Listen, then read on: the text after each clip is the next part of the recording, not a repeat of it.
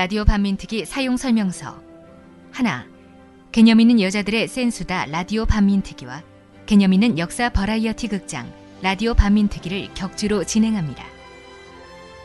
둘, 자라나는 청소년들과 스마트 시대에 소외되어 있는 어르신들 및 주부님들을 위해 건전한 역사 버라이어티 라디오 드라마를 준비했으니 온갖 방법을 동원해 주변의 스마트 소외 계층에게 들려주세요. 셋, 길면 5년, 죽도록 견디기 힘들 때에는 국민의 수다 코너에 나오셔서 자유롭고 세게 자신의 이야기를 들려주세요. 넷, 라디오 반민특위는 청취자들의 후원이 있는 한 진행자들이 장금이 아닌 강금이 될 때까지 계속됩니다. 농협 352-0399-131943 강삑분 앞으로 군자금을 보내주세요.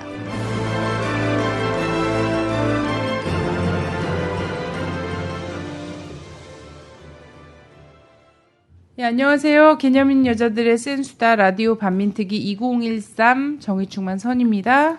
안녕하세요. 진입니다. 안녕하세요. 민주주의자 분입니다.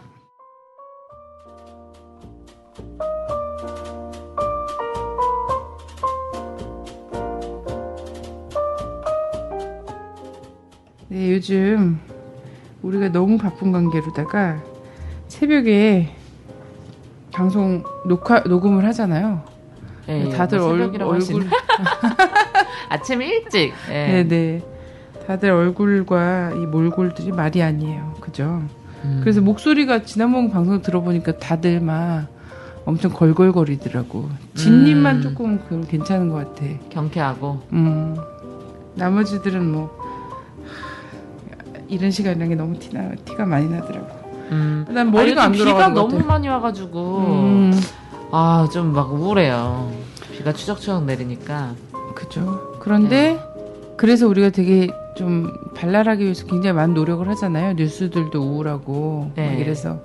그래서 지난 주말에 라반특 같은 경우에는 보신 모임을 가졌잖아요. 네. 완전히 진짜 발랄하려고 정말 죽을 힘을 다해서 다 하는 것 같더라. 전 제 몸을 불살랐어요. 사람들이 사진 올린 거 보고 깜짝 놀랐어요. 네, 막 밑에 막 분님 고정하십시오 막 이런 댓글 막 달렸더라고요. 근데 그 사진이 현실에 단 1%도 반영하지 못했다며. 역시 기계는 사람을 못 따라온다며. 네. 제가 이제 그 수락산 보신 모임에서 노래를 했을 때 노래했어? 사진은 춤밖에 안 나오니까 괜찮은데 저는 먹고 빠졌기 때문에 저 3절까지 다 불렀어요. 그래서 모두가 나와서 춤을 췄죠. 마치 사람들은 저희 말고 손님들이 있었잖아요. 다 쳐다보시더라고요. 저 모임은 도대체 정체가 뭘까? 뭘 정체가 뭘까요? 거기다 풀람도 엄청 크게 붙여놓고서 정말 라디오 반민특위 엄청 크게 붙여놓고서 엄청 다 크게 일어나고 춤을 라디오 추고 반민특위인데 제목은 라디오 반민특위인데 사람들은 다 트로트를 부르며 춤을 추고 있는 덩실덩실. 아니 근데 거기 또 그날 100일장이었잖아. 나 라디오 반민특위 100일장 및 보신 대회를 한 거예요. 네. 근데 이 사람들이 정말 권력에 되게 예민한 거지. 근데 그 자리에 또 진이 있었으면 진에 대한 뭔가도 또 있었을 것 같아. 그리고 나는 사람들이 보기에 기본 정의충만서는 정말 공평한 사람이라고, 공평무사한 사람이라고 생각하는 것 같아요. 왜냐면 나에 대한 찬양글은 하나도 없었어. 막 이런 거 있죠. 일단 시제 자체를 뭐 했어? 라반트. 1번 라반트 반민특위. 그다음에 역사란 무엇인가? 3번 강삑분. 말도 안 되잖아. 근데 3번 시제로 너무 많이 쓰고, 그리고 강삑분이 저기 했거든. 사회를 봤거든. 그래서 정말 공평무사한 심사위원인 내가 한다는 거 모르고 전부 막 이런 거야. 강삑분 해놓고 강삑분 만세, 삑분 만세, 분 만세. 와, 막 이런 거. 진짜 전부 이런 식으로 막 해놓고 그래서 내가 막 탈락, 이 경우는 너무 심하다 그래서 탈락시키고. 그래서 결국에는 저에 대한 용비 어천가 일색이었다 이렇게 볼 수 있죠. 네. 그래갖고 서정주 욕할 거 없다. 근데 결국 손님도 그럴 말할 자격은 없잖아요. 왜? 100일장 상을 자기 남편한테 줬어? 아유, 근데 그거는 난 주고 싶은 마음은 없었어. 무슨 상금이 무슨 1,000만 원 되고 무슨 부상이 뭐 어마어마한 것도 아니고. 그래서 그러게 아니 바랬는데. 받은 사람은 어쩌는 거야? 근데 그러면. 그 선의 남자 진이 이름이 무색하게도 분에 대한 찬양과 막 이런 걸 잔뜩 썼는데 여기다 줄 수밖에 없었던 건 모든 작품이 다 그러했다는 것. 그런데 시제 3개를 전부 넣어서 지었다는 거.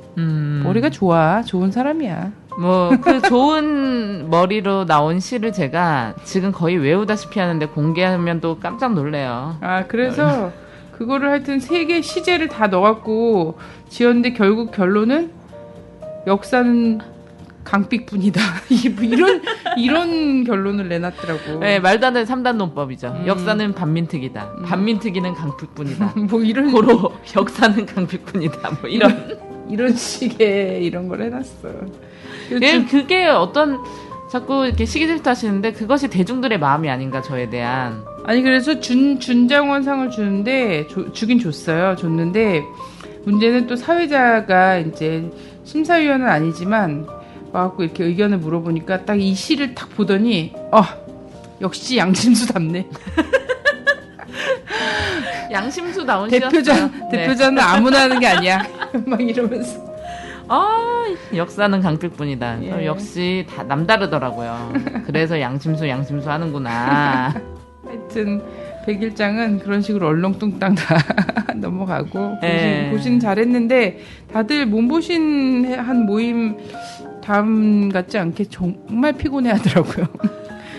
몸보신한 게 아니라 조그맣고 완전 소주, 맥주, 양주 이걸 전부 막 폭탄주로 먹고 물놀이하고. 근데 물놀이가 원래 힘들어요. 아, 그래 물놀이가 힘들었던 거? 네.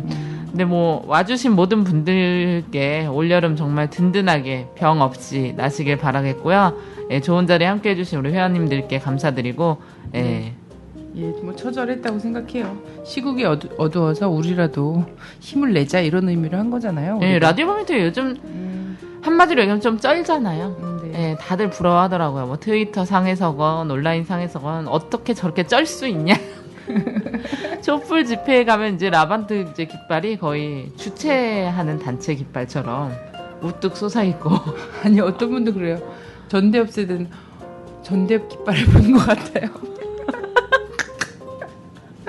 아니 좀 위험이 있고 천이 예. 너무 두껍잖아. 네, 그거 비싼 거예요. 다른 데 깃발 맞춰 그 정도 깃발 봤는데 한 5만 원 정도 하는데 저희 거 7만 원짜리입니다. 어지간한 네, 광목천. 그치 어지간한 팔뚝 아니면 나나 되니까 그거 버티고서는 한 몇 시간씩 있기도 하고 이러지. 어지간한 팔뚝 하면 들 수가 없어. 우리 회원들 정말 자랑스러워요. 지리산에 역사기행 갔다 와서 또 양민학살지 순례하고 매일매일 촛불 집회 나가면서 또 야유회 일정까지 하면서 온라인 활동도 진짜 열심히 하시잖아요. 네. 아 진짜 제가 진행자인 제가 부끄러울 지경이에요. 어찌나 실천적이신지. 그래서 우리 카페 회원이 한 10만 정도 되면 세상을 정말 바꿀 세상이 수 있을 것 바뀌었어요. 같은데 아직은 5,200 수준이잖아요. 네. 팬카페 수준이 그래요. 그렇기 때문에 아직 세상을 단번에 바꾸지 못하고 있는 상황입니다.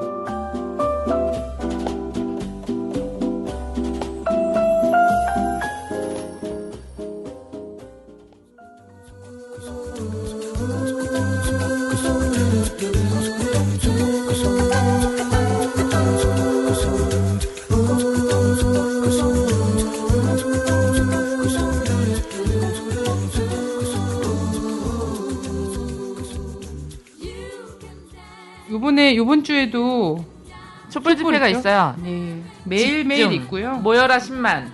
27일이죠, 토요일. 네. 네. 항상 하던 장소죠? 네네. 네, 하고 시청광장. 시청광장에서 좀 늦은 시간에요, 8시. 또 한 여름밤에 8시가 그렇게 또 운치 있어요. 아, 그렇죠. 네, 여수 7시 밤바다 뺨치죠. 네, 7시 약간 이렇게 좀 땀이 송글 나고, 한 8시 되면은 이렇게 이제 낭만적인 바람이 솔솔 불면서 촛불 집회하기 딱 좋은 날씨입니다. 그리고 시청광장이 여러분들 아시겠지만 한 10만쯤 들어가면 역사가 바뀌기 시작해요. 그죠? 너무 그래서 멋있어요. 87년 6월 항쟁 때도 그러고요. 그리고 10만 정도 들어와야 공권력이 속수무책인 상태가 된다는 거. 그래서 지금까지는 2만 몇천 명까지 요 사안으로 모여봤었는데 2만 몇천 명까지는 이명박근혜 장벽 있잖아요. 이거를 좀 넘기 힘들더라고요. 그래서 10만 정도 모여야 되고 그때 김용민 교수가 제 목사들 되지 김용민 네. 교수가 무대에 올라와서 10만 명 모이면 라반트기래. 나는 꼼수다. 이거 다시 시작하겠다고 약속을 했어요. 그래서 사람들이 또 낙꼼수 또 듣고 싶으면 또 해야지 되겠다 이런 생각들 많이 하더라고요. 근데 또 김 교수님 멋있네요. 저는 이 과정에서 또 10만을 만들기 위해서 헌신한 라반특근 라반특을 좀 알아주십사 하고요. 일단 10만 넘어서서 감히 우리의 그 경쟁 방송 네. 나는 콤수다가 다시 부활하기를. 요즘 힘이 없어요. 경쟁 방송이 없으니까. 순위 엄청 밀렸던데. 막 개막말 막 뱉는 거죠 뭐 어차피 뭐. 아무도 경계심을 갖지 않을 거고.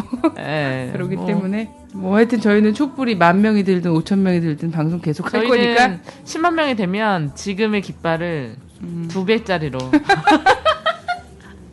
우린 뭘 한다 그래야 되지? 우리는 그냥 3,000명 모이고 막 20명 모일 때도 방송 계속 하니까. 네, 저희 뭐 한 명 모여도 하고. 네네. 10만 명 모이게 되면 어떡할까? 어떡하지? 비키니를 입고 방송을 하겠다고 이런 얘기를 해야 되나? 아무도 안 듣나? 그러면 왜 사람들이 경찰에 신고할걸요? 무리수를 더 경찰에 신고. 지금까지 입 다물고 있다 갑자기 왜 무리수를 더 이러고 있어? 경찰에 신고해요 사람들이. 알겠습니다. 하여튼 네. 10만 빨리 됐으면 좋겠고요. 27일 날 서울광장으로 여러분 민주주의자 여러분 많이들 모여주세요. 우리 10만이 되면 세상이 바뀌죠? 네 세상이 바뀌기 시작합니다.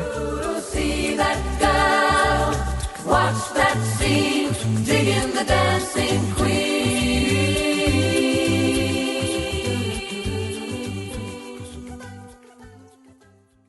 네, 요즘 우리의 관심은 사실 부정선거에 가 있잖아요.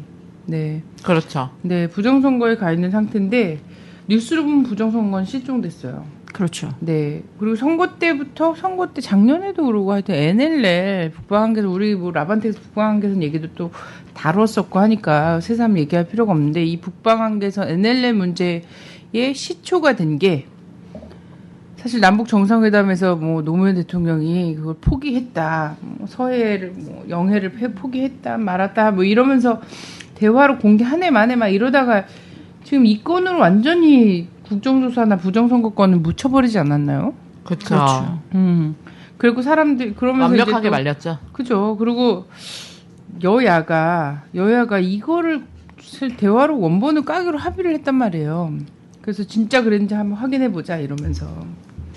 진짜 어처구니가 없었어요. 전무후무한 일이죠. 네네. 한국 역사상 뭐 한 번은 불법적으로 대화록이 뭐 이게 가짜라는 게 분명하고 발췌본이라고 하지만 왜곡된 게 분명하고 그래서 그럼요. 불법적으로 유출됐고 네. 한 번은 합법적으로 유출된 거죠. 유출을 결의한 거죠. 그죠. 근데 문제는 합법적으로 유출하려고 그랬더니 없는 거야.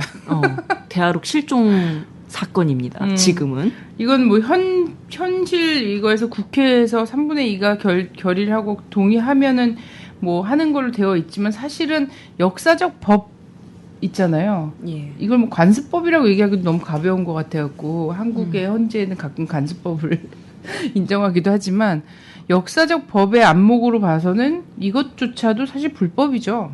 그렇습니다. 네.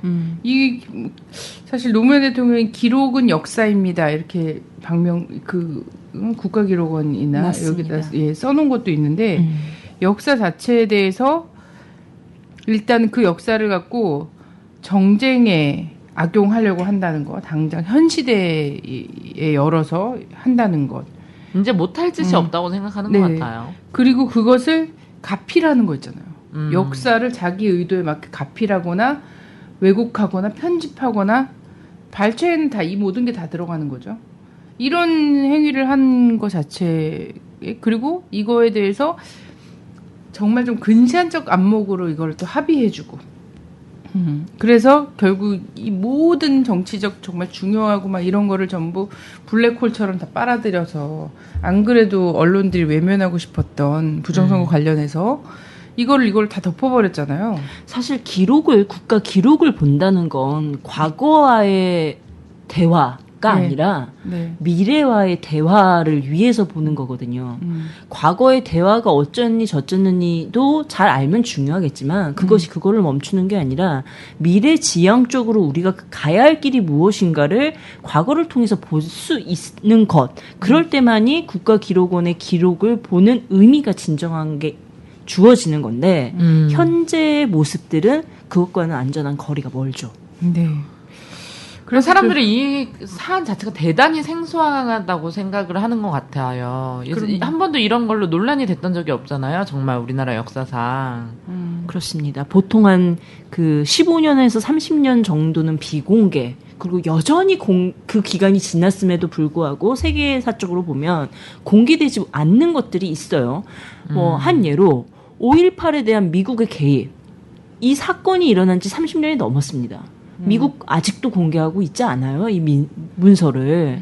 이런 정도의 파급력을 갖고 있기 때문에 공개하기를 꺼려하고 계속 기간을 늘려서 외부 유출을 막고 있는 상황이거든요. 우리 하물며 지난번에 했던 그 민간인 학살 관련해서도 지금 뭐 60년이 지난 얘기인데도 공개를 안 하고 있잖아요. 공개 안 하는 것과 더불어서 폐기하는 경우도 있죠.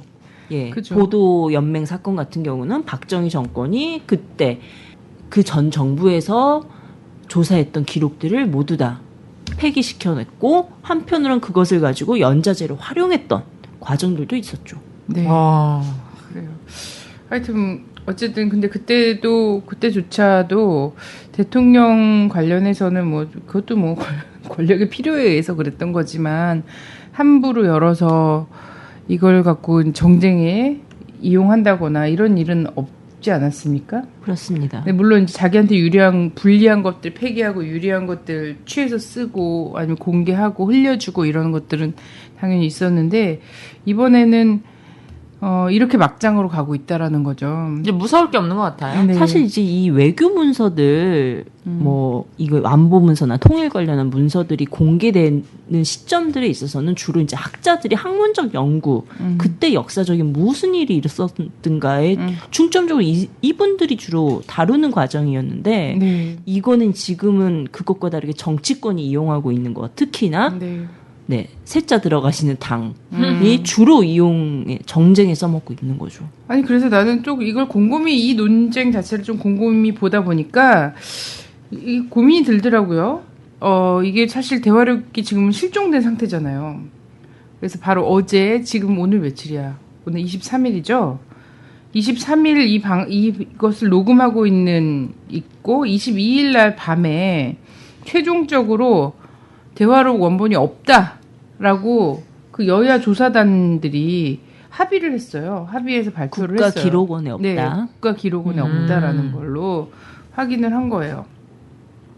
그래서 이게 새누리당에서는 특검이라도 이렇게 해갖고 뭐 더 찾아내야 된다 뭐 이런 얘기를 하기도 하고요. 아니 검찰 조사. 검찰 조사를 해야 된다. 아 특검은 뭐 민주당은 좋아하지 특검을 않지. 해야 된다와 새누리당은 검찰 조사로 가야 된다. 이렇게 이제 또 논쟁이 붙고 있는 자, 상황이죠. 이런 얘기들을 하면서 오히려 언론에서는 이 대화록이 실종됨으로써 이 대화록을 정치 공세의 장에 끌어내온 새누리당이 정세 주도권을 갖게 됐다. 뭐 이렇게 얘기를 하거든요. 근데 저는 이해가 전혀 안 되는 거예요. 그렇죠.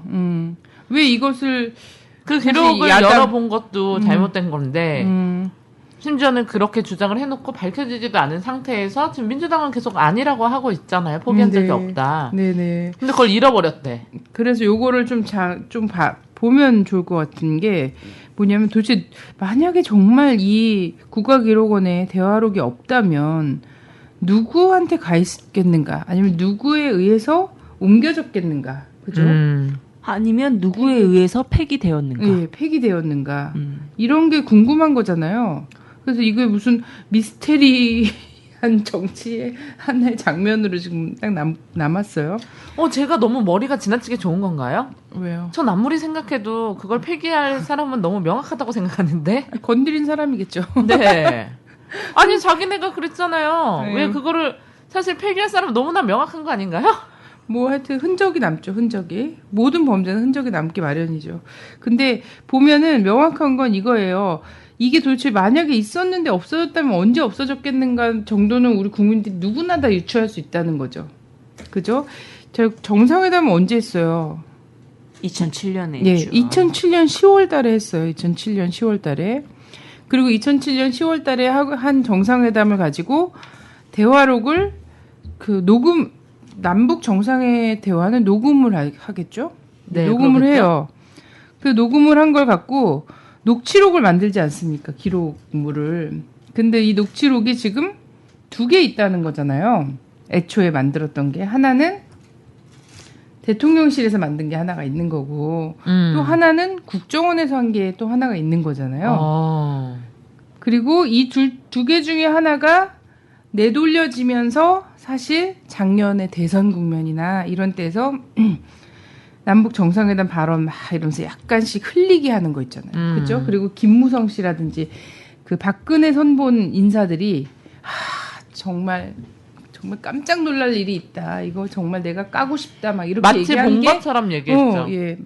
그러면서 내돌려진 거죠.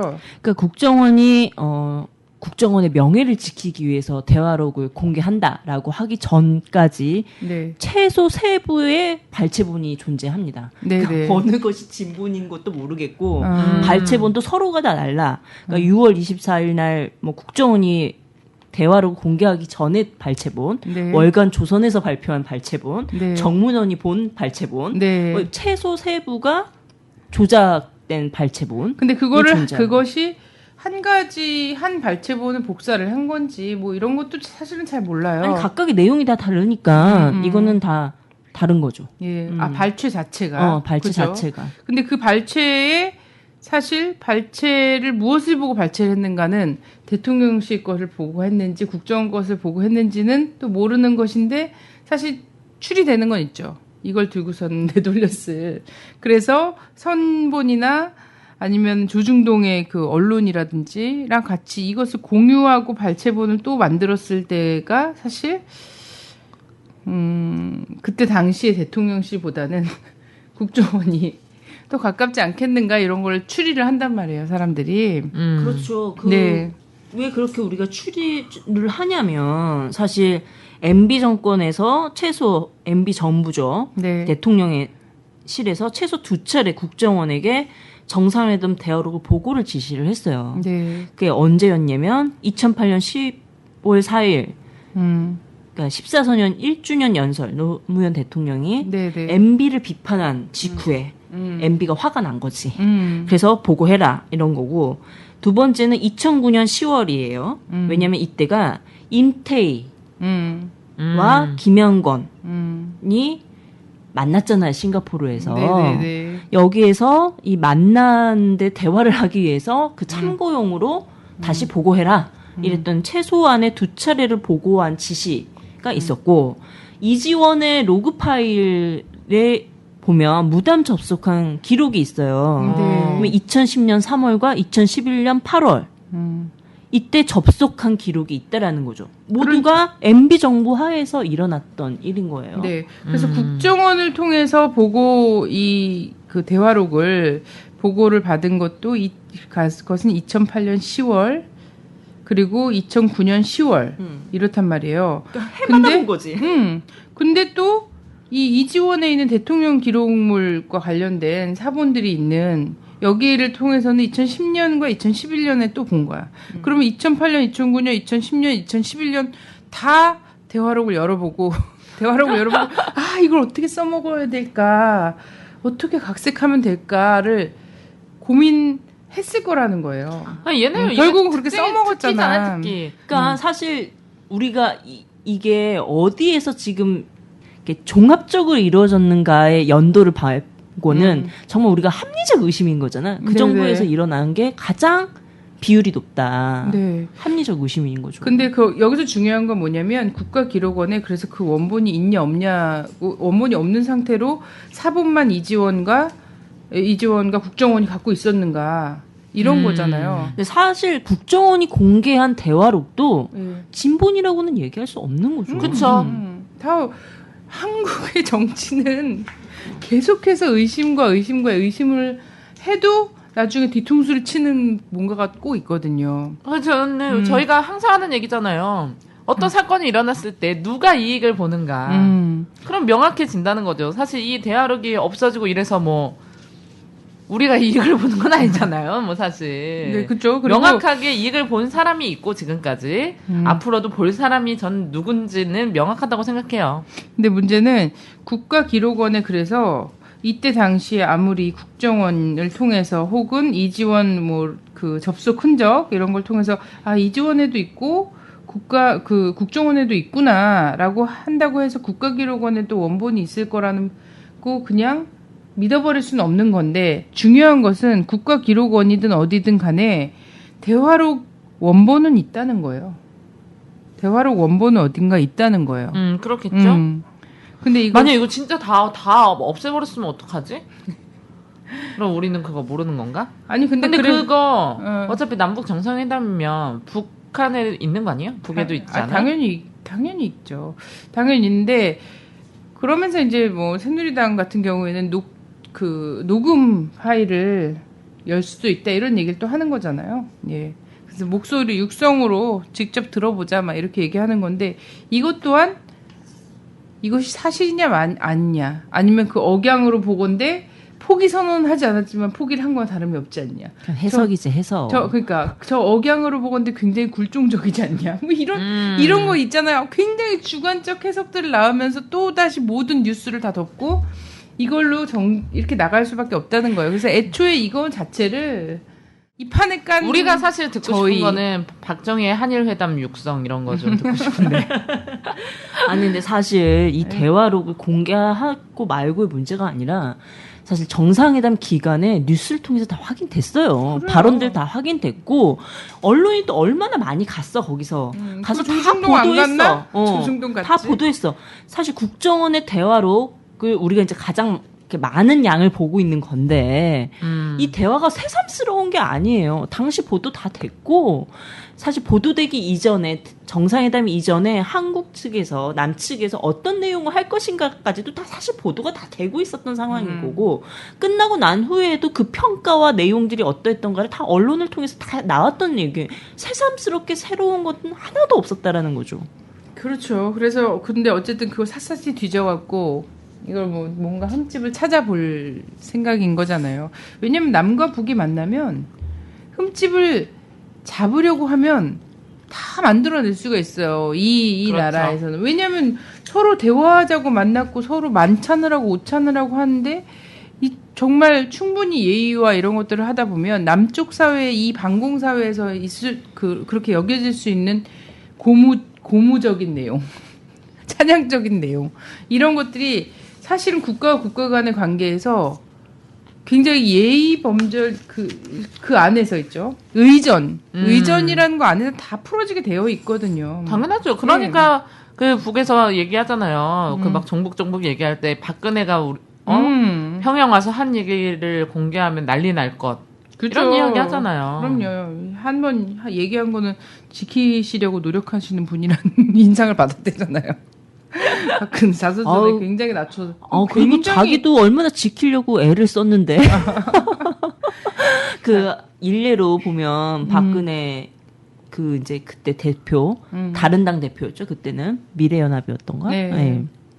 그때 이제 정상과 만나서 대화를 했잖아요. 네. 그때 뭐가 있었냐면 남북 축구 대회가 있었어. 같이 하기로. 그래서 구호를 뭘로 합의를 했냐면 그 통일조국이라고 외치기로 한 거야. 근데 정몽준. 월드컵 멸전에 우리는 대한민국이 이게 국어가 된 거잖아. 거의. 그래서 여기 관중석에서 대한민국을 외친 거야. 그랬더니 박근혜가 발끈한 거야. 왜 약속을 안 지키냐. 정몽준한테. 통일조국이라고 구호를 통일하기로 했는데 왜 대한민국이라고 외치냐. 이렇게 얘기를 했고 항의를 한 게 나왔죠. 항의를 했고 또 하나 이제 우리가 이 남북이 같은 이제 공동 입장하면 드는 기가 있잖아요. 한반도기라고 네, 통일기. 하는데 이거를 같이 들고 나오기로 했는데 태극기를 들고 나온 거야. 그러니까 왜 또 약속을 안 지키냐 박근혜가 정몽준한테 단일기를 들기로 했는데 통일기를 들기로 했는데 네. 이런 그때 이야기들 그랬군요. 했었죠. 근데 어제인가 남북 축구 대회 예, 그저께 여자 있었죠. 축구 대회 있었잖아요. 참, 그 축구 대회 하는데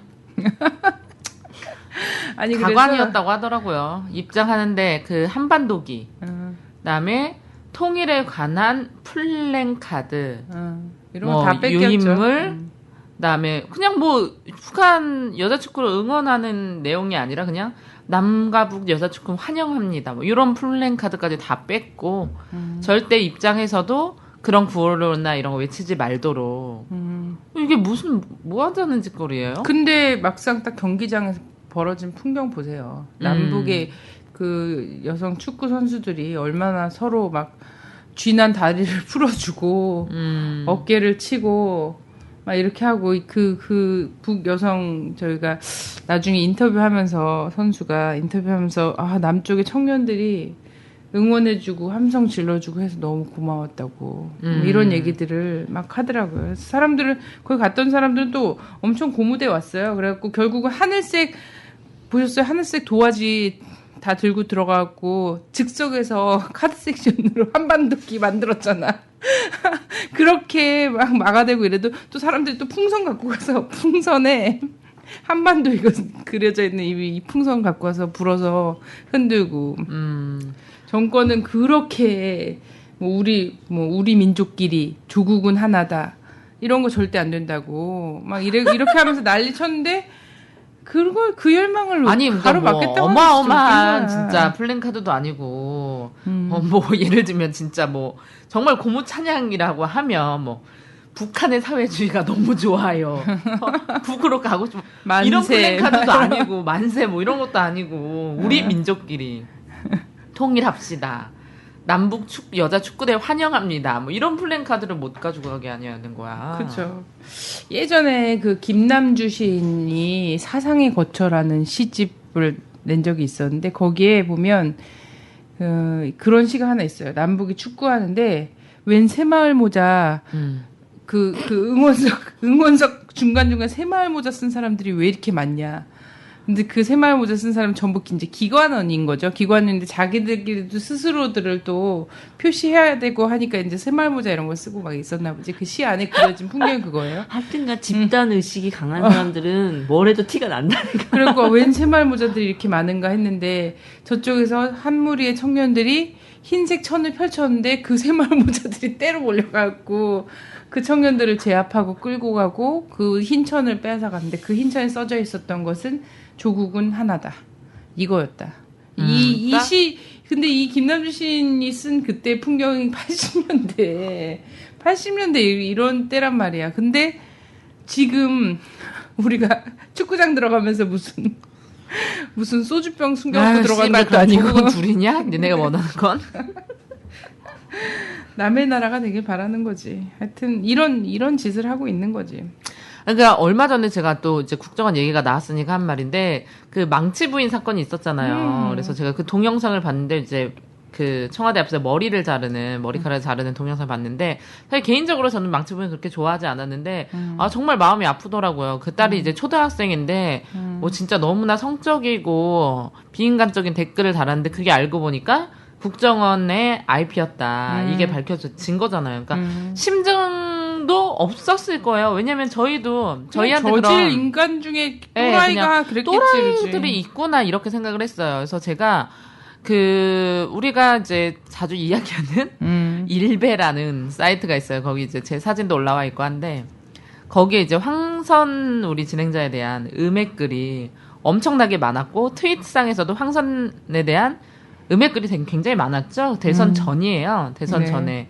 그래서 저희는 그렇게 생각했어요. 이 새끼들 어떻게 이럴 수 있어? 그래서 우리 이제 황선에게도 예쁜 어린 두 딸이 있잖아요. 그 두 딸들한테도 정말 차마 입에 담을 수 없는 성적인 비하 이런 것들을 막 했었는데 그래서 진짜 정말 할 일 없는 또라이들이라고 저는 생각했거든요. 그래서 네. 이런 새끼들은 뭘까? 진짜 고소를 해야 될까? 근데 그 망치부인도 고소를 했는데 그 사람은 결국 못 잡았다고 했잖아요. 그래서 제가 그 얘기를 듣고 일베에 가서 이제 언니 이름을 검색해봤어요. 그 트위터에서도 검색을 해봤어요. 근데 그 전에 많이 떴던 게 뭐냐면 그 왜 전역 고소 고발했던 사건 아시죠? 네. 그래서 언니가 썼던 이제 그 북한의 그 일이 있었을 때 중국에서 쓴 조문을 언니가 캡처해서 올렸는데 그거를 언니가 쓴 것인 마냥 이런 빨갱이 년이 있다. 막 이런 그런 글이 어마어마하게 많았거든요. 트윗상에서도 계속 들고 일베에도 되게 많았는데 일베 그걸 검색해 보니까 없어졌어. 저도 트윗을 한번 검색을 해봤어요. 그리고 변호사들이랑도 얘기를 해봤는데 트윗만 가지고 있잖아요. 사실 이거를 신상 털기를 하려면 사실 우리 그냥 민간에서 다 할 수는 있어요. 할 수는 있는데 이 트윗 이 계정 같은 경우에는 실명을 쓰지 않고 그런데 그 중에 또 이제 천진난만하고 이런 분들은 국정원은 아니에요. 그냥 천진난만하고 약간 사이코패스 기질이 있었고 국정원 계정인지 모르고 리트윗 하면서 막 부하 내동해갖고 뭐 빨갱이 사냥 해야 된다 이렇게 하는 분들은 자기 이름 걸고 자기 동네에 다 표나고 막 이러시는 분들이 있거든요. 참 안타까운 경우예요. 만약에 법적 소송으로 가면 이런 분들만 피해를 받게 돼요. 근데 국정원 같은 경우에는 절대 자기 실명, 자기 얼굴 이런 거 걸지 않거든요. 걸지 않고 그런 계정들은 또 엄청나게 저질스러운 막 이런 걸 해놓고 이 국정원 부정선거랑 댓글, 트윗 이런 것들이 문제됨과 동시에 싹 없었어요. 싹 없어져서 저도 몇 개 캡처해놓고 워낙에 작년에도 이 트윗들을 어떻게 법적 처리를 할 수 있을까 변호사랑 해봤는데 그쵸. 트윗에서 이런 것들이 보여지지 않는 한 이거를 법적 소송하기가 어렵다는 거예요. 경찰, 사이버 수사대나 이런 데 의뢰를 해서 그게 본인으로 확인될 수 있는 어떤 경로가 밝혀지는 경우에는 가능한데 트윗 가명 계좌나 뭐 이런 계정이나 이런 것들 있잖아요. 이런 거는 힘들다는 거예요. 그래도 어쨌든 갖고 있어요. 왜냐면 언젠가는 또 역사적 진실이 다 드러나서 어떤 놈이 이런 거 썼는지가 다 나올 거라고 생각하고. 언니 휴대폰 누가 훔쳐가실지도 모르니까 다 백업 받아놓으세요. 아, 진짜 그래야 되나? 저는 근데 그 이제 망치 부인 건 같은 경우도 그렇고요. 이제 저한테 막 이런 뭐 빨리 딸도 뭐 기쁨조에 데뷔시켜야 되지 않냐 막 이런 것들이잖아요. 이거는 정말 약과고 정말 심각한 저희가 방송에서 할 수 없을 만큼의 욕이 왔어요. 근데 심각한 이런 것들을 딱 보면서는 저는 어떤 생각을 하냐면 이것이 개인이 해도 사실 욕을 들어도 좀 그 언어 폭력이라고 하잖아요. 이런 것들이 있는데 이게 이제 국가기관이 이런 짓을 한 거잖아요. 이건 뭐냐면 예전에 이제 권인숙 그 사건 있잖아요. 부천서 선거문 사건. 이게 또 정말 일파만파 됐었잖아요. 근데 그때까지 사실 선거문이라든지 이런 게 여성 뭐 수가민이라든지 뭐 이런 사람들한테는 일제시대 때부터 정말 의뢰이 있어 왔던 거거든요. 근데 그때 당시에 이제 정말 한 여성의 용기와 이런 것 속에서 밝혀진 건데 지금 시대에 걸맞는 선고문을 하고 있는 거예요. 그래서 그냥 정말 이게 2013년 매뉴얼이 따로 있는 버전이 따로 있는 거지 변함없이 국민들 대상으로 선고문을 하고 있고 그 선고문이 어디까지 간 거냐면 초등학생, 중학생, 유치원생을 가리지 않고 얘네가 국민들 상대로 선고문 하고 있다. 이거잖아요. 그리고 우리가 김주열 열사 막 이런 얘기들 막 하지만 최근에 이제 최루액을 고등학생 얼굴에다 난사한 경우 있잖아요. 그리고 중학생들, 고등학생들 시국 선언한 애들한테 다 연락 가잖아요. 교육부에서 연락 가고. 네. 저는 이게 사실 열사가 돼서 물에 떠오르지만 않았다 뿐이지 이게 지금 열사 전국에 다름이 없다라는 생각이에요. 완전 국민 대상으로 해서 가진 방법을 다 쓰면서 지금도 여전히 고문을 자행하고 있는 상황인 거죠. 그래서 사실 뭐 방송하면서 막 웃으면서 하고 막 이렇게 하지만 이런 것들 하나하나를 생각해 보면 너무나 심각하고 사실 지금 촛불도 굉장히 이 전국에 비해서 굉장히 뜨뜨미지근하게 흘러가는 경향이 있어요. 특히나 야당의 반응은 그냥 이름 모를 열사들이 막 물에서 떠오르는 그리고 국민들이 무작위로 이 국가기관 앞에서 선고문을 막 당하고 있는 이런 상황이라는 인식을 채 못하고 있는 게 아닐까. 이러다가 또 한 10만, 100만 정도 모이면 이제 민주당에서 다 기어 나와요. 근데 저는 그래도 좋다. 아니, 네. 저는. 그게 이제 좋아요. 얄밉지도 않아요. 그렇게라도 나왔으면. 네네. 그래서 그렇게 하게 만들려고 그리고 여러분들을 뭐 10만 촛불 때 나오든 뭐 하여튼 나오면 무조건 영웅을 만들어줄 그런 아량과 우리 국민들의 마음은 다 되어 있어요. 그래서 나오기만 하면 무조건 영웅을 만들어 드릴 테니까 정말 촛불 집회 거의 1회부터 매주 나간 우리 황선이 무대에 안 올라가도 좋아요. 정말 10만 100만 모인다면 올라가면 많은 우리 따위는 잊어도 좋아요. 그래요. 하여튼 그래서 정당을 가리지 않고 촛불의 현장에 함께하는 국회의원이든 하여튼 이런 정당 지도자들을 정말 과거를 묻지 않고 영웅을 만들어 드릴 테니까 나오셨으면 하는 바람입니다. 너무나 절박하고요. 그래가지고 페이북에 이런 글이 올라왔어요. 저 이거 보고 빵 터졌는데 내 선생님이 물어보는 거예요. 학생한테. 너가 아버지 뭐 하시노? 댓글 답니다. 나란 일 하시네. 2탄이 있어. 너가 할배 뭐 하시노? 가스통 걸립니다. 애국하시네. 3탄 있어 3탄. 너가 누나 뭐 하노? 문장그거 방콕합니다. 대통령 만기네. 정말 이런 사람들 난 정말 이런 사람들 정말 보고 싶어. 이런 위트 있는 사람들. 위트가 아니라 이게 그냥 굉장히 리얼해. 리얼리즘 문학인가요? 리얼한 현실이야.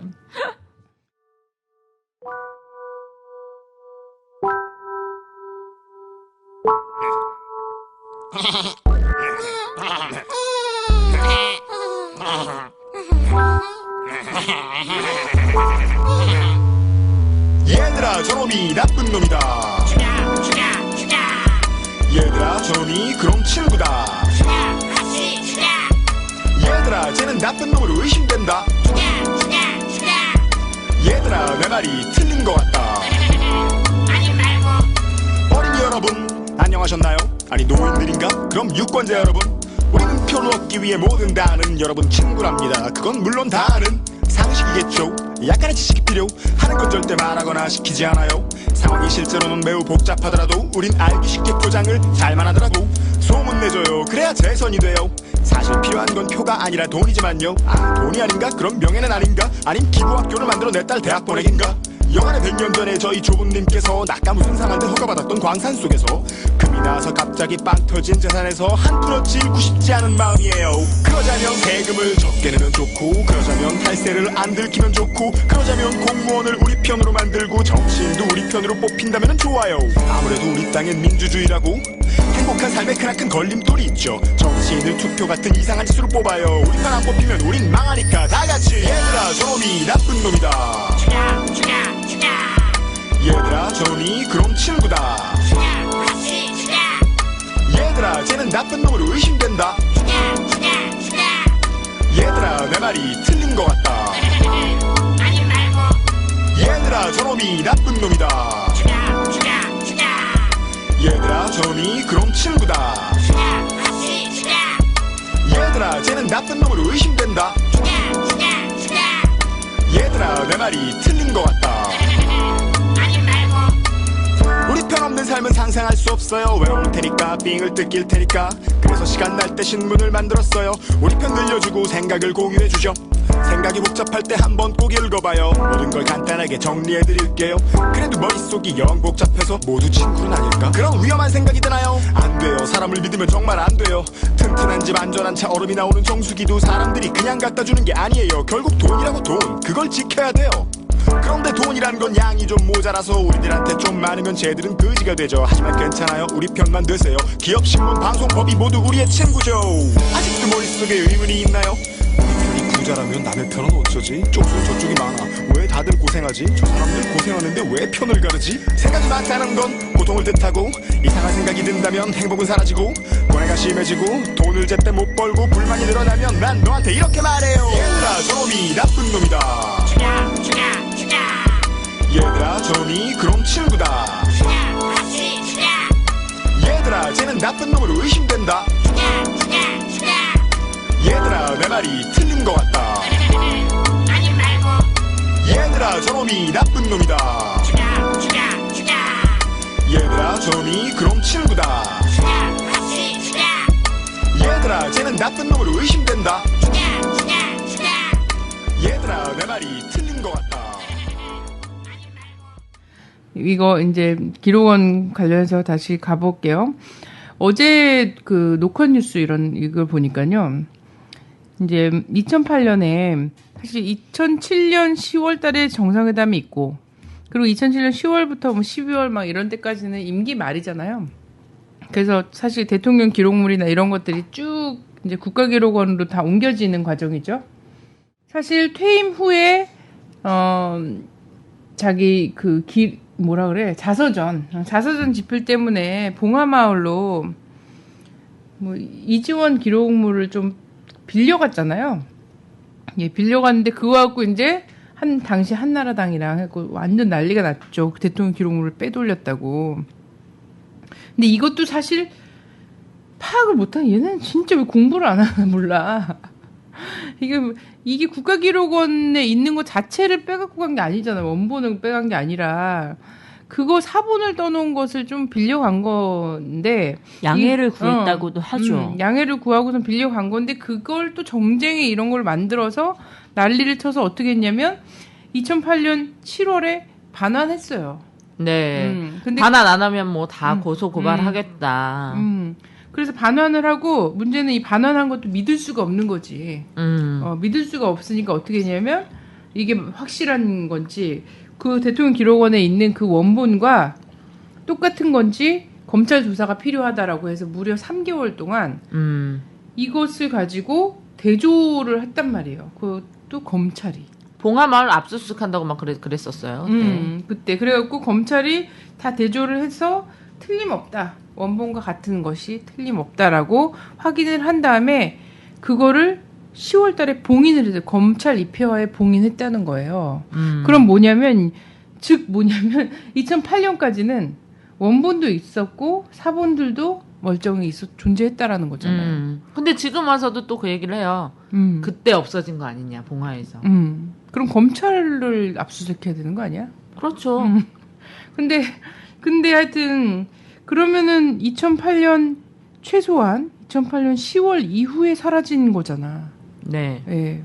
대한민국 검찰을 믿는다면, 이거 왜 그때 당시에 이 상황을 다 믿는다면, 근데 이걸 다 그때 언론에서 보도가 됐던 거고 막 이런데 뭐 많은 분들이 아셔야 돼요. 그때는 있었다는 거. 노무현 대통령이 없앤 게 아니라는 거. 근데 이 사람들은 또 워낙 그렇잖아요. 사실관계 중요하지 않잖아요.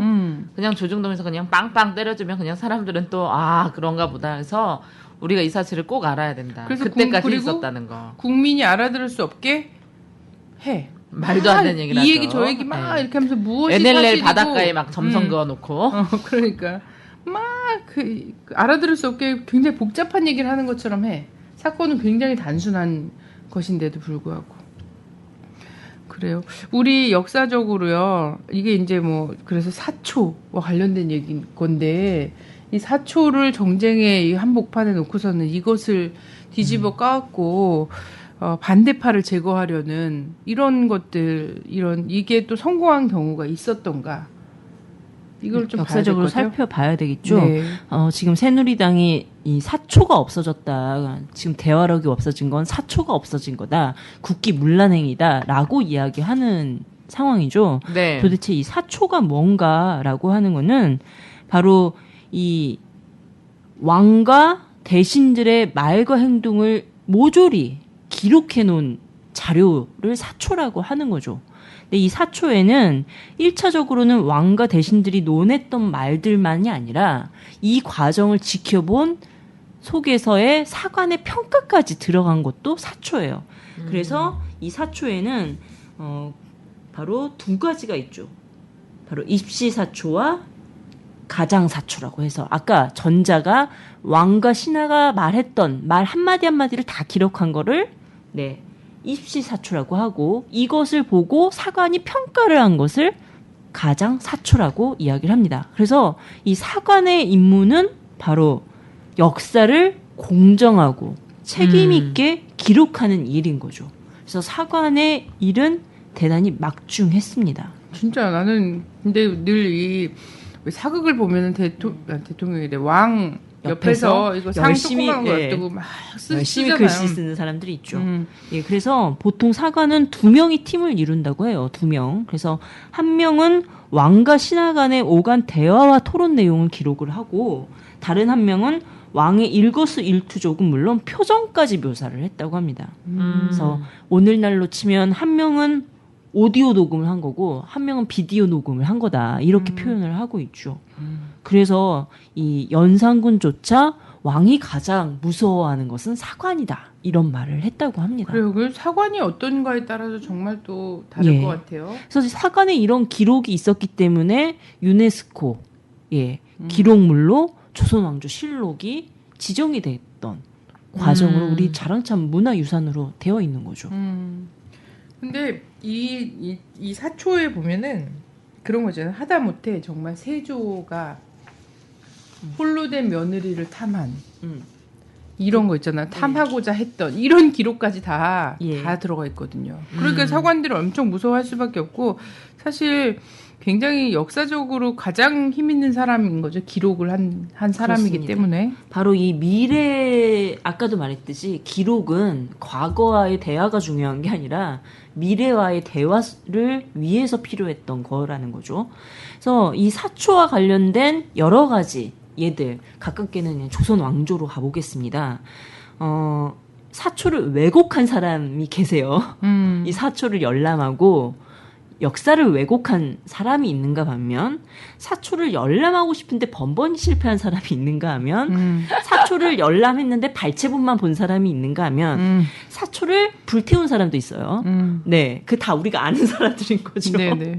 근데 그 되게 종합적 인물이 지금 현재 살고 있다는 네, 거예요. 그래서 그 종합적 인물은 좀 네. 이렇게 비교할 만한 것은 좀 있다 보고 네. 몇 가지 예들을 좀 들어볼게요. 이야기를 네. 전개해 가기 위해서.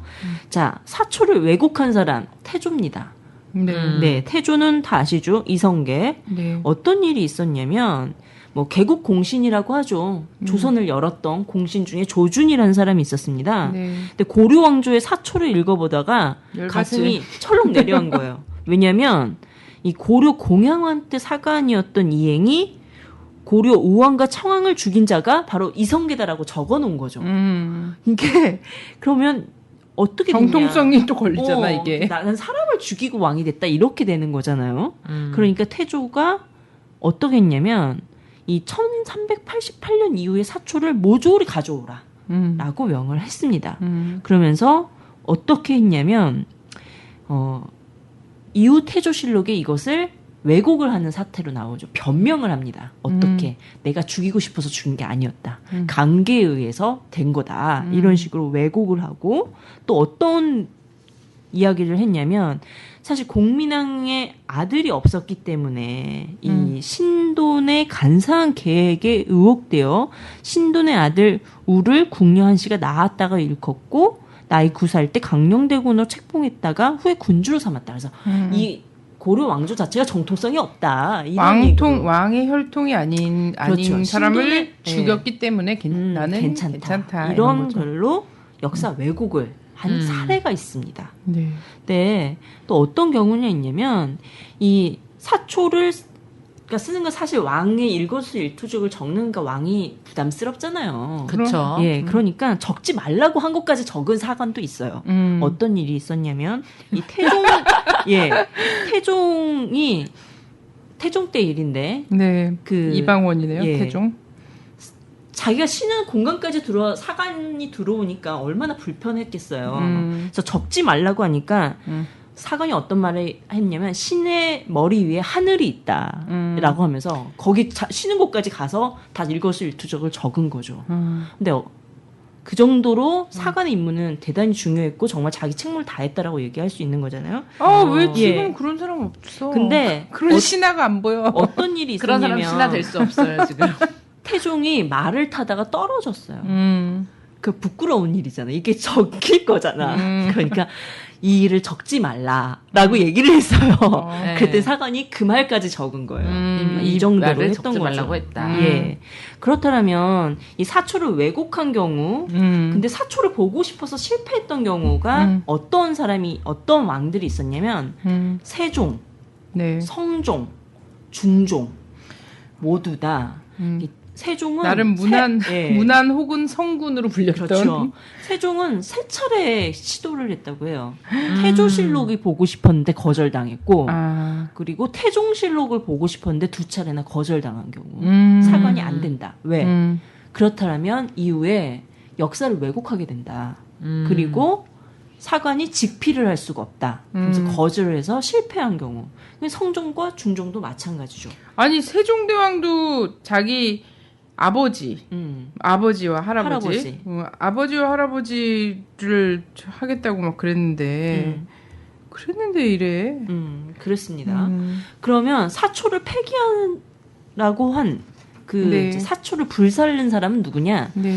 영조입니다. 네. 영조가 어떤 일? 영조가 사실 이 윗대왕이 경종이잖아요. 네. 예, 경종 독살설에 시달렸던 사람이죠. 네네. 그래서 이것에 일들이 계속 소문으로 회자되고 그러니까 모르는 사람이 없는 거지. 그러니까 이때 이런 망측한 일들을 어찌 입에 담느냐라고 하니까 호조 판사가 그럼 불태우자. 그래서 왕이 그날 밤 새벽에 명을 하여 관련된 자료를 불태운 사건이 있었습니다.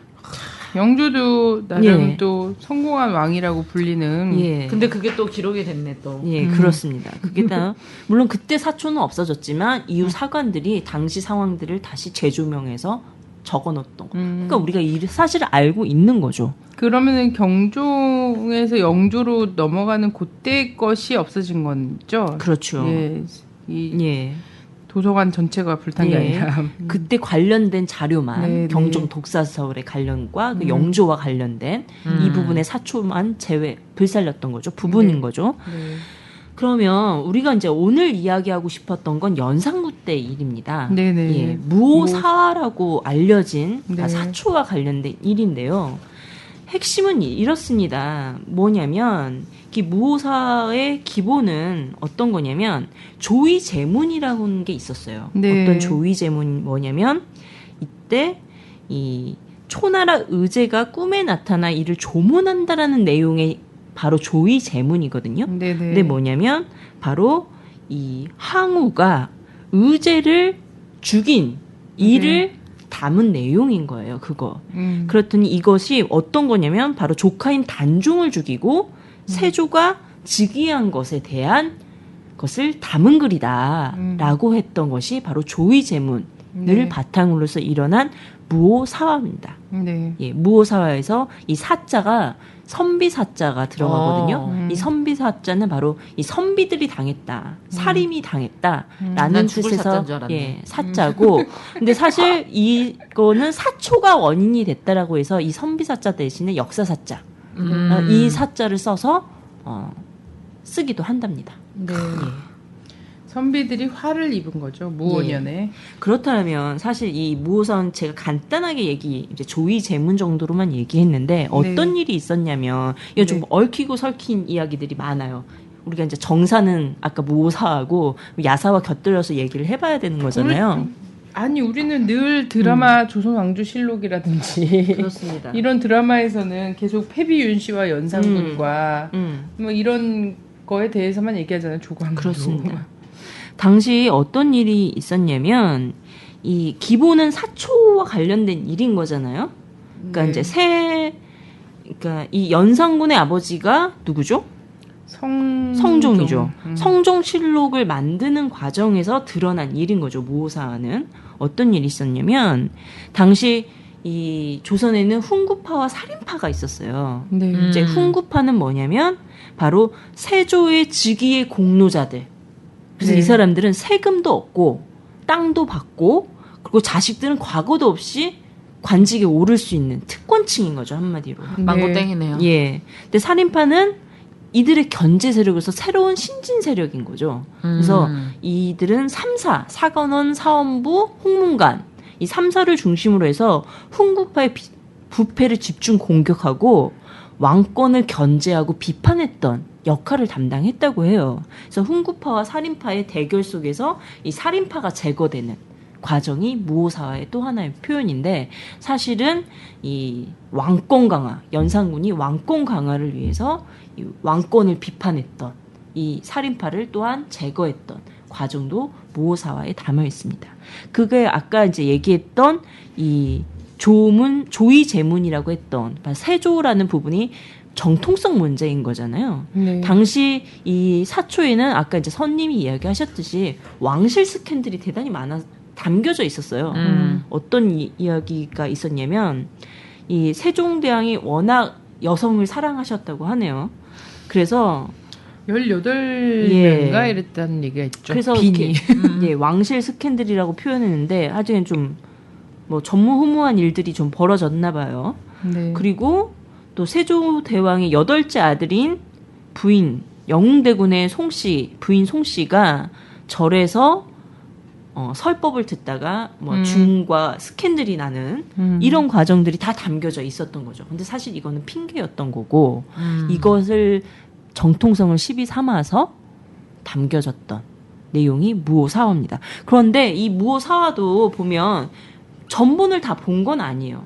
그 과정에서 누구냐면 김일손이 적은 부분만 본 건데 당시 이 과정에서 어떤 사람이 있었냐면 이극돈이라는 사관이 있었거든요. 네. 이 사관이 왕이 내놓으라 다 그 관련된 자료를 내놔라 그랬더니 이 사람 역시 다 내놓을 수는 없다.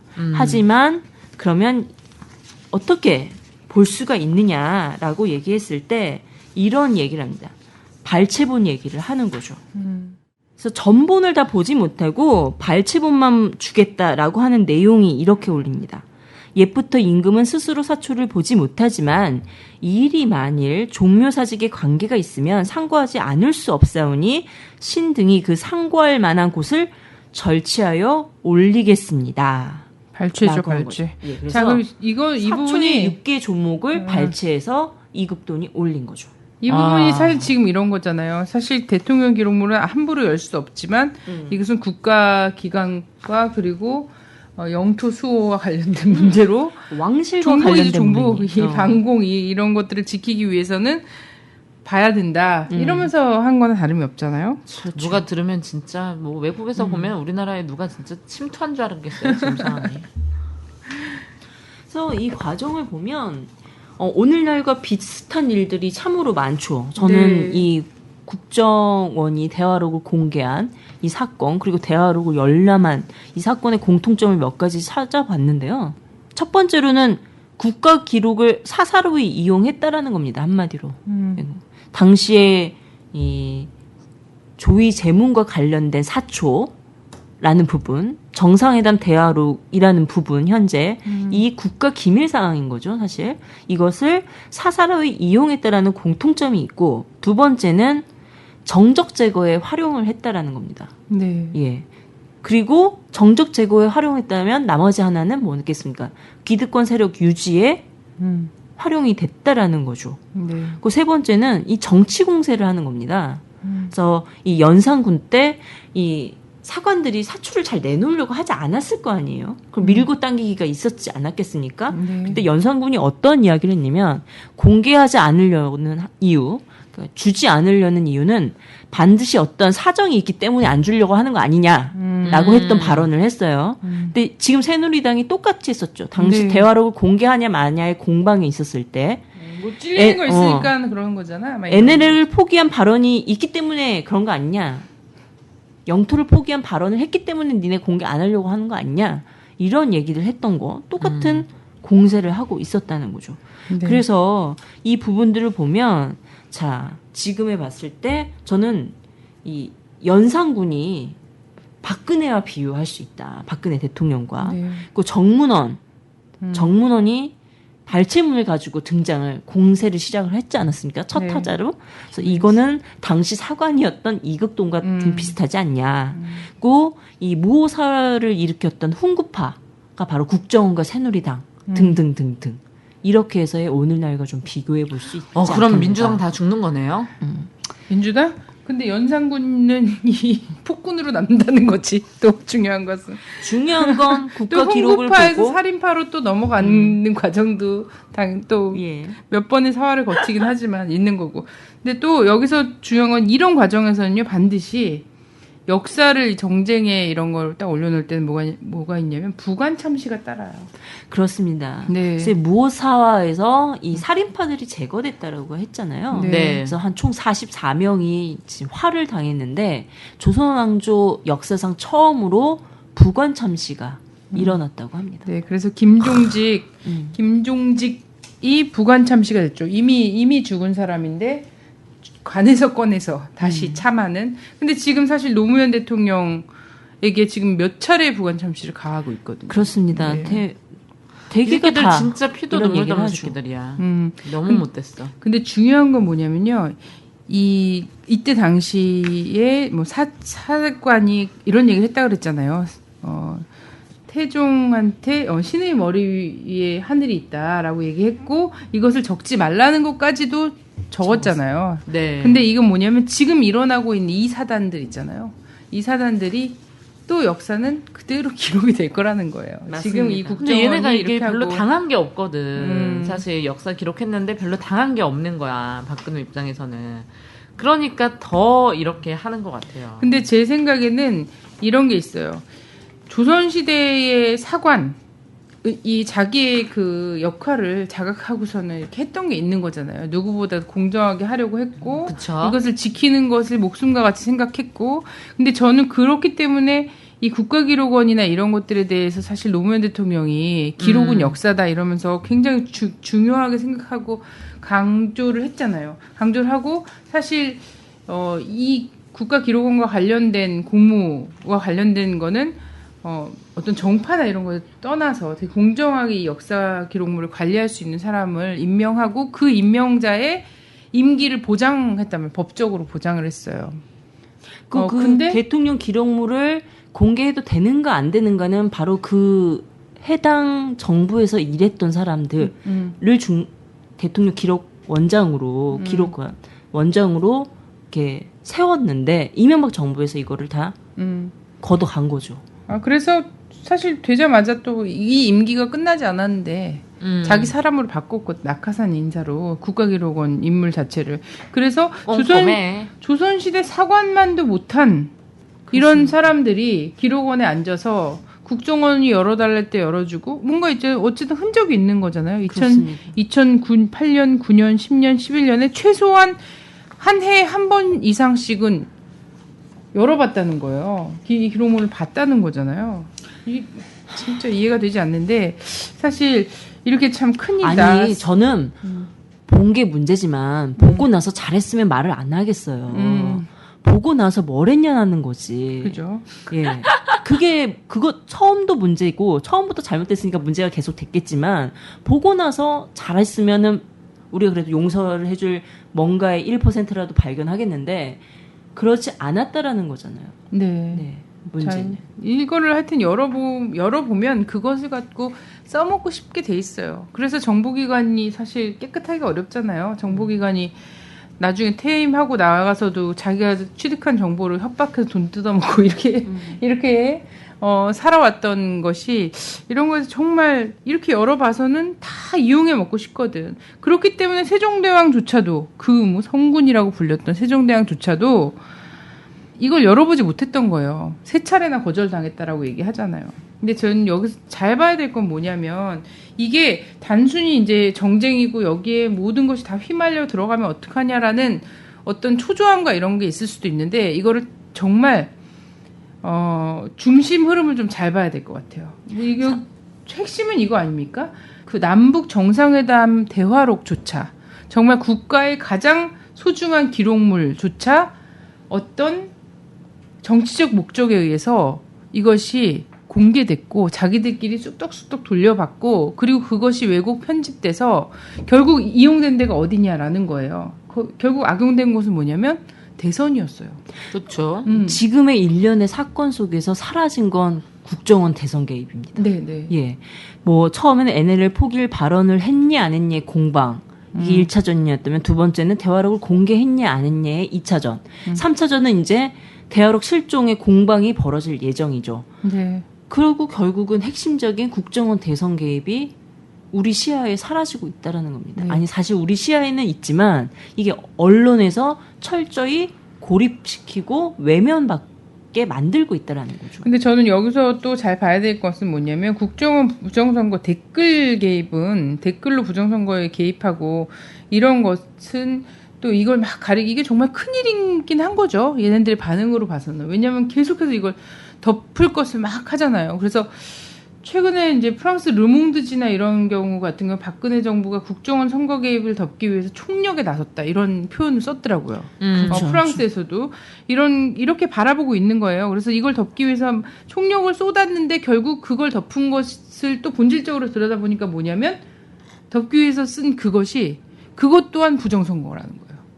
그러니까 국정원 몇 명이 알바 이렇게 꾸려갖고 뭐 댓글 달고 이런 차원이 아니라 정말 총체적 부정선거가 기획되고 거기에 써먹을 수 있는 모든 것은 그것이 대통령 기록물 뭐 이런 것들을 다 가리지 않고 국정원이 사적으로 취득한 어떤 것까지 다 가리지 않고 전부 대선이라는 것에 부정선거 용으로 쓰여졌다라는 거예요.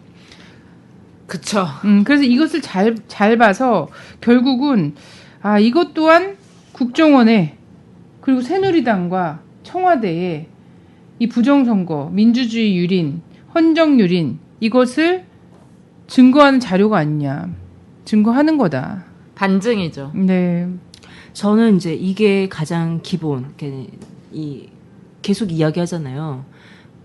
이 공방이 대화록을 이제 공개되고 대화록을 찾는 과정 속에서 대통령의 정통성을 부정하는 거냐 이런 논란들이 한번 있었던 것들 이 귀태. 이 결국은 무엇을 지금 가지고 가려고 하는가 취하려고 하는가 이런 것들 정확하게 보여주는 거죠. 그리고 이것이 드러나면 사실 내놔야 되는 게 기본인 거기 때문에 이걸 내놓게 되면 무너지게 되어 있는 상황인 거고 왜 그렇게 노무현 정부를 죽이지 못해서 안달일까 이들은 특히 더더욱이나 뭐 김대중 대통령도 있을 거고 물론 김대중 대통령의 업적을 죽이기 위해서 사실 특검 한번 했었죠. 대북 네. 송금 특검 하면서 6.15를 훼손하려고 했던 과정들.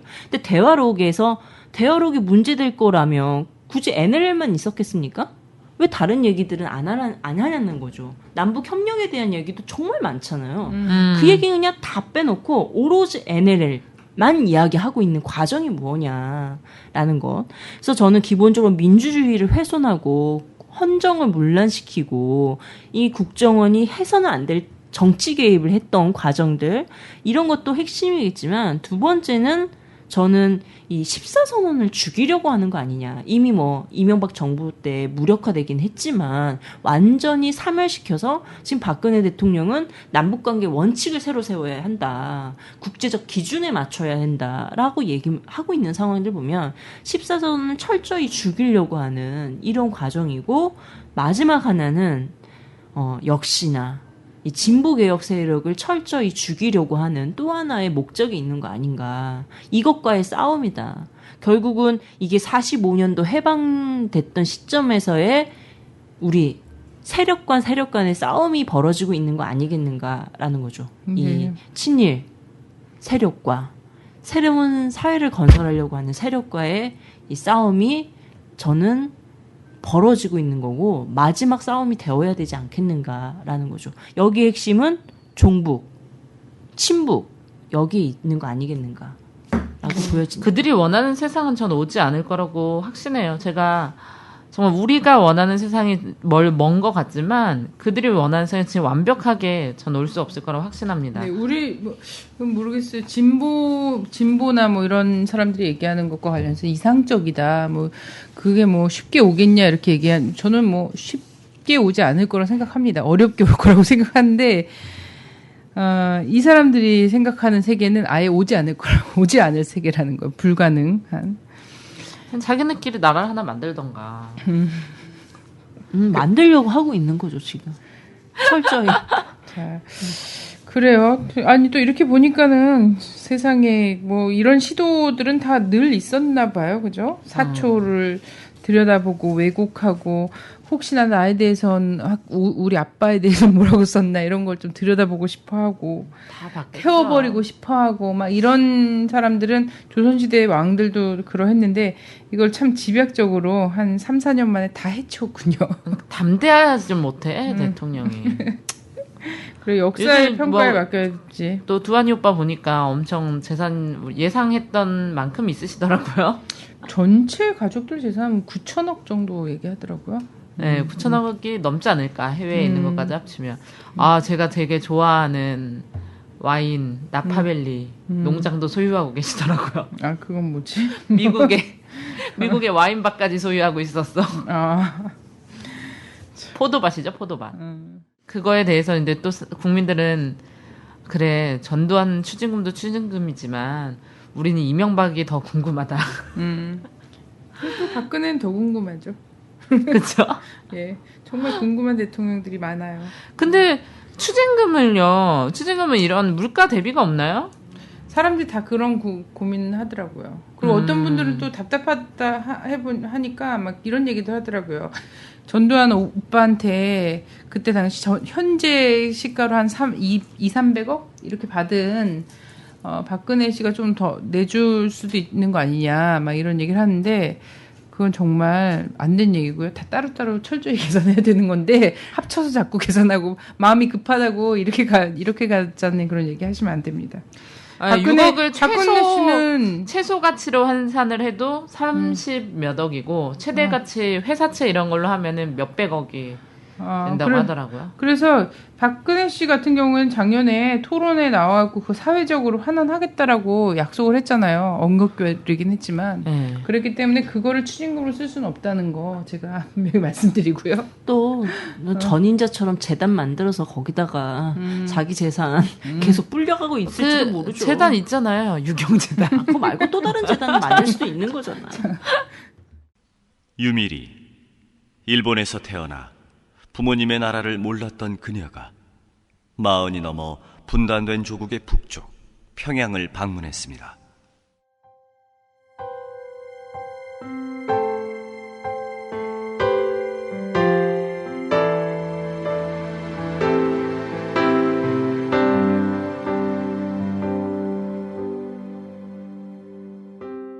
조선에서 돌아오니 마음을 조국에 남겨두고 몸만 일본에 돌아온 듯한 어색함에서 한동안 벗어날 수가 없었다.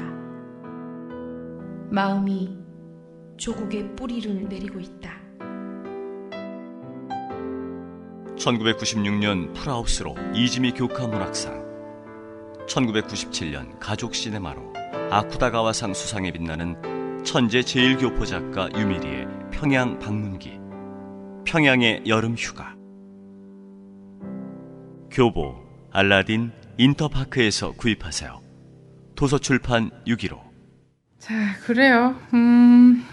사실은 이런 일 보고 싶지 않고요. 정말 너무 정근대적이야. 아니 그리고 사실 전두환 얘기가 나왔는데 사실 이거 부정선거 가리려고 하는 거잖아요. 추징금 제대로 하는 건 중요한데 부정선거를 가리기 위해서 여기다 총력하고 있다는 거죠.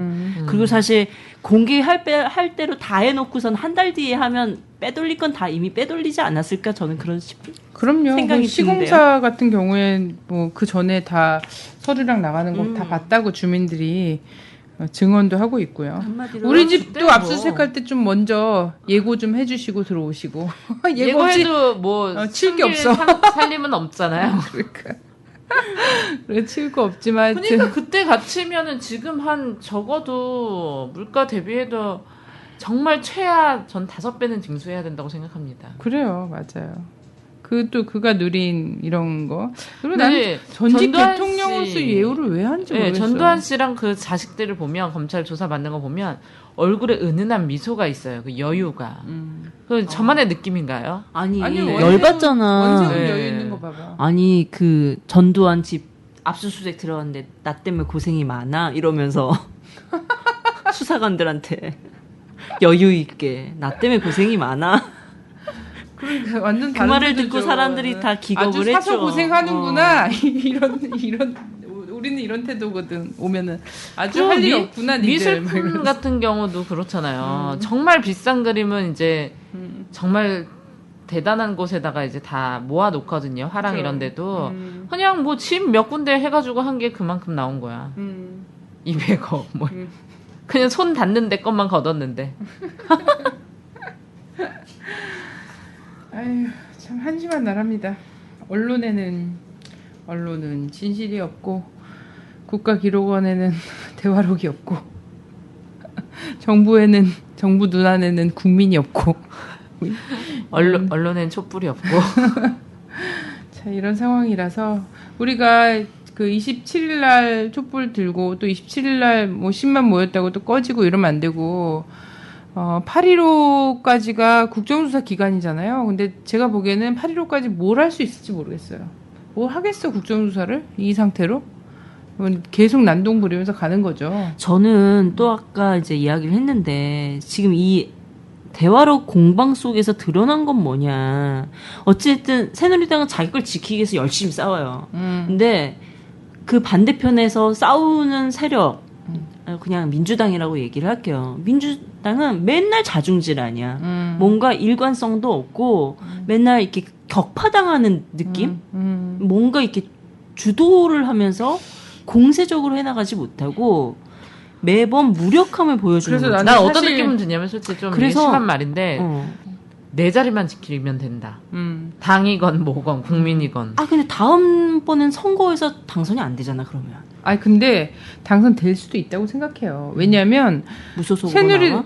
새누리당이 저렇게 해도 어쨌든 뭐 국민들은 심판해야 될 거고 또 심판하자니 다른 세력도 또 마땅치 않거나 아니면 좀 능력이 부족해 보이거나 힘이 없어 보이고 그래서 결국은 하지 않을까. 그래서 나는 정말 그러지 않았으면 좋겠지만 내년에 이제 지방선거가 있잖아요. 내년 지방선거 때 민주당 내부에서 은근히 압승할 거라고 생각하는 기류가 있어요. 오판입니다. 기류가 일본 있는데 안 보나? 응? 일본 안 보나? 그러니까 그러면은 자민당 그 홀로 독식한 체제처럼 되는 건데 이렇게 된다고 생각해요. 그리고선 자기들이 힘이 그 정도 돼야지 그때부터 움직일 수 있다라고 생각해요. 근데 전혀 그렇지 이미 않거든. 지금의 이 속에서 민주당의 무력함은 새누리당에게도 드러났고 국민들에게도 드러났어요. 허황된 꿈이고 저는 이 부분 국정원 대선 개입에 대한 문제를 민주당이 어떻게 푸느냐에 따라서 자신의 생명력이 존재하는가 아닌가에 전 명운이 걸렸다고 생각해요. 이러지 못하면 민주당은 붕괴합니다. 붕괴할 수밖에 없고요. 쪼개지고요. 그러면 뭐냐? 민주당은 새누리당과 같은 보수당이 되는 거죠. 자, 이렇게 되면 이제 해체 대상인 저 진짜 거로 될 사랑해요, 수밖에 민주당. 없어요. 민주당은 예. 좀 해체가 될 수밖에 없는 모든 걸 수순으로 다 가고 할 수 있다. 있어요. 그래서 네, 민주당이 잘만 기층에 해준다면 이런 정말 민주당이 잘해주기를 바라는 이 마음을 정말 의심하지 말고 잘 받아 안았으면 좋겠어요. 우리 국민들 믿고 민주당이 야당답게 싸워줬으면 좋겠다. 지금 이거는 맞습니다. 사실 정말 초유의 사태가 벌어지고 있는 거다. 그렇게 예, 느긋하게 맞아요. 신사적으로 뭐 얘기할 수가 없다. 그러다가 국민이고 민주주의고 야당이고 다 죽는다. 앞으로 이 상태에서 무슨 선거를 하는데 선거 결과를 어떻게 믿겠어. 그러니까 새누리당과 폭탄주 맞을 게 아니라 국민들과 함께 촛불을 들어야 되죠. 네, 그래주길 바랍니다. 정말 정말 부탁드립니다. 예, 부탁드립니다. 정말 사랑하고 싶습니다. 투더코어.